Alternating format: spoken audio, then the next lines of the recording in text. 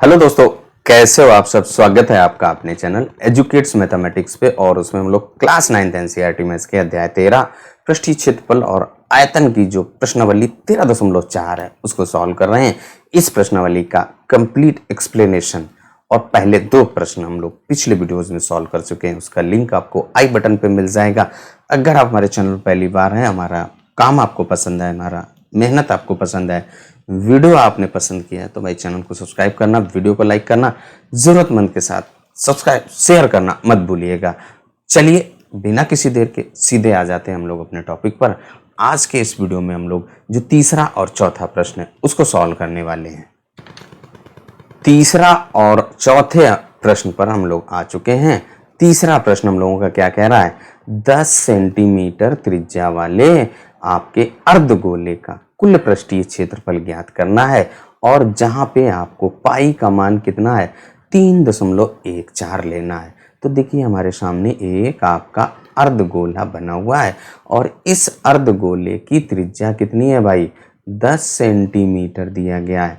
अब यहाँ पे हमें क्या करना है, इस अर्धगोले का कुल पृष्ठीय क्षेत्रफल है। जब हमारे पास अगर r त्रिज्या का कोई अर्धगोला होता है, उसका कुल पृष्ठीय क्षेत्रफल हम लोगों ने 3 पाई आर स्क्वायर। क्यों? क्योंकि जो ये नीचे वाला भाग है इसका आपका पाई आर स्क्वायर और जो ऊपर का भाग है उसका आपका पाई आर स्क्वायर, और ये नीचे वाले का 2 पाई आर स्क्वायर होता है। तो इनको अगर आप जोड़ देंगे तो आपका कुल 3 पाई आर स्क्वायर होता है।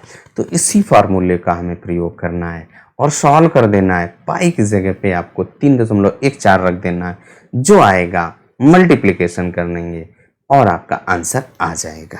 जो मान हम लोगों को दिया गया है उसको हम लोगों ने नोट कर लिया। r बराबर आपका 10 सेंटीमीटर यानी कि त्रिज्या, और जो पाई का मान है वो आपका 3.14 है।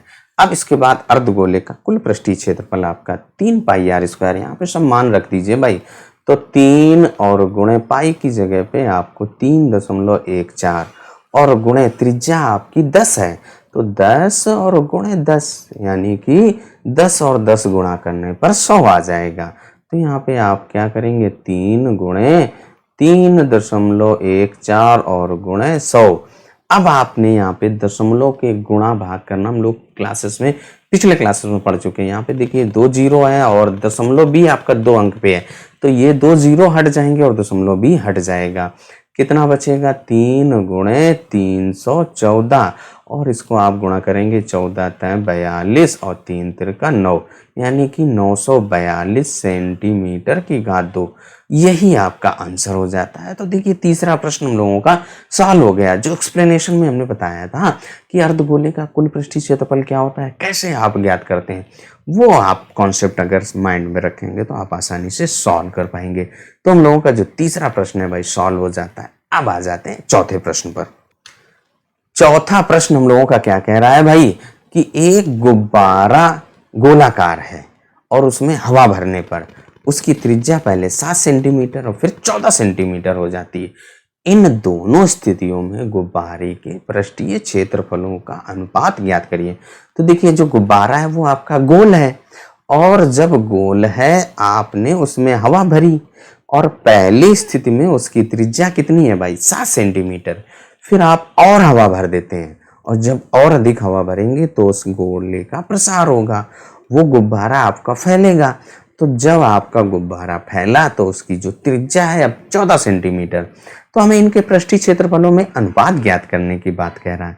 तो हम लोग क्या करेंगे, सबसे पहले आर जो त्रिज्या 7 सेंटीमीटर है, 7 सेंटीमीटर त्रिज्या वाले गुब्बारे का वक्र पृष्ठीय क्षेत्रफल ज्ञात करेंगे।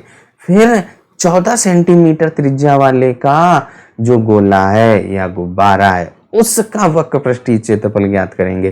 फिर अनुपात ज्ञात करेंगे। तो अनुपात हम लोग कैसे ज्ञात करते हैं, कि जैसे मान लो आपके पास 12 और 16 का अनुपात ज्ञात करना हो तो हम लोग क्या करते हैं, 12/16, और ये अगर कट रहा होता है तो काट देते हैं तो 4×3=12, 4×4=16 होता है और आपका 3:4 आ जाता है। अनुपात को भिन्न में और भिन्न को अनुपात में बदलना हम लोग जानते हैं। तो जब भी आपको किन्हीं दो संख्याओं का अनुपात ज्ञात करना होता है तो उसमें भाग करेंगे। तो जब हम लोग पृष्ठीय क्षेत्रफल ज्ञात कर लेंगे तो उसमें भाग कर देंगे और आपका आंसर हो जाएगा। सिंपल सी बात है। यहाँ पे देखिए आपका त्रिज्या दुगनी हो रही है ना, पहले 7 थी फिर 14 हो रही है।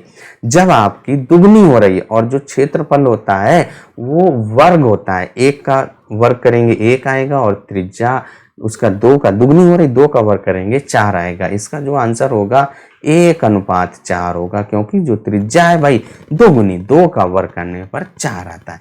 तो आंसर हम लोगों का 1:4 आएगा। चलिए अब आप सॉल्व कर देते हैं भाई इसको।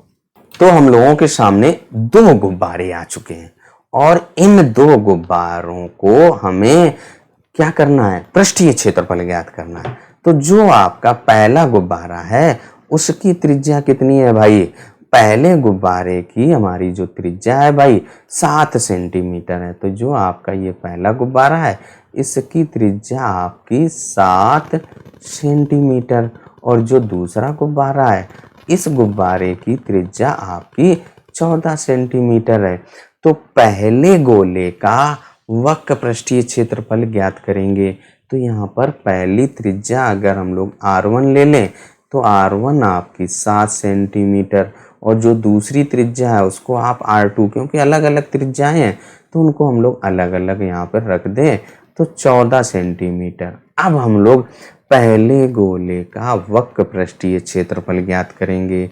तो उसको आप C1 दे दीजिए, क्योंकि कर्व्ड सरफेस एरिया की बात कहता है, और दूसरे को आप C2, फिर उनका अनुपात ज्ञात करेंगे।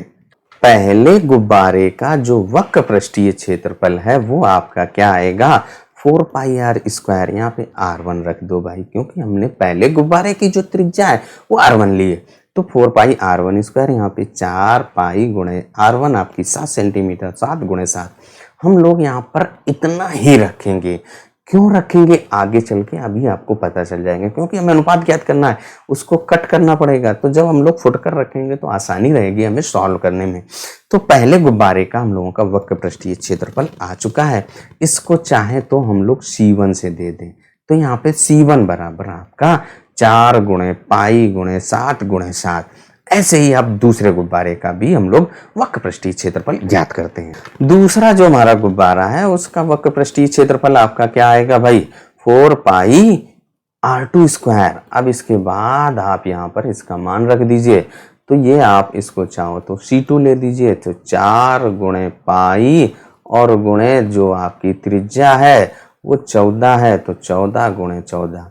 बस इतना ही हमें रखना है, आगे गुणा नहीं करना है, अपनी समस्या को बढ़ाना नहीं है। अब इसके बाद हमें अनुपात ज्ञात करना है। तो क्या करेंगे, C1/C2, और C1 का मान हम लोगों ने अभी ज्ञात किया था। तो जो C1 है 4×π×7×7। तो यहाँ पर रख दीजिए। तो 4×π और गुणे 7×7। तो यहाँ पे 4×π×7 और गुणे 7 और बटे जो C2 का मान आपके दिया गया है। तो 4×π और गुणे 14 और गुणे 14। अब देखिए हमने अगर गुणा किया होता तो फिर उनको शॉर्ट फॉर्म में, यानी कि उनको सिंपलेस्ट फॉर्म में भिन्नों को रिप्रेजेंट करते। यहाँ पे देखिए 4π से 4π कट गया, 7 दूनी 14 होता है, 7 दूनी 14। ये आपका 1/4, 2 दूनी 4, यानी कि C1 अनुपात C2 बराबर 1:4। और यही आपका आंसर। और जब आपको मैंने स्टार्टिंग में बताया था, स्टार्टिंग में एक्सप्लेन कर रहे थे कैसे हमें करना है, तब बताया था कि मैंने इतना आएगा, यानी 1:4 आएगा।